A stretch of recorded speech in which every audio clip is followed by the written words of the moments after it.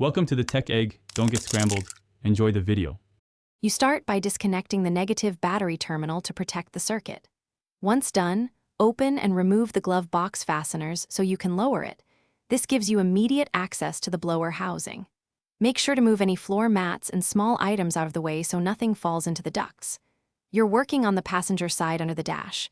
Feel for the plastic access cover and inspect the area for wiring clips. Then get your tools ready, ratchet, socket set, and a flashlight. Next, you'll disconnect the blower motor wiring harness and the resistor connector. Press the tab and pull straight to avoid bending pins. Then remove the mounting bolts, typically 3 or 4, using a 7 mm or 8 mm socket. Keep bolts organized so you don't mix sizes. Once bolts are out, gently twist and lower the blower assembly to clear the housing.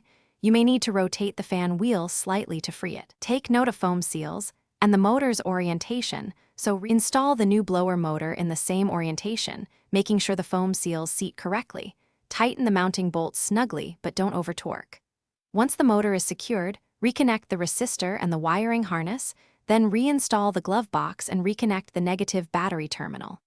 Now test all blower speeds and listen for smooth operation. If the blower has no power, check the related fuse and the connector for corrosion. If you hear noise, verify the fan wheel isn't rubbing the housing and that mounting bolts are. Thanks for watching. Consider subscribing if I helped unscramble your problems.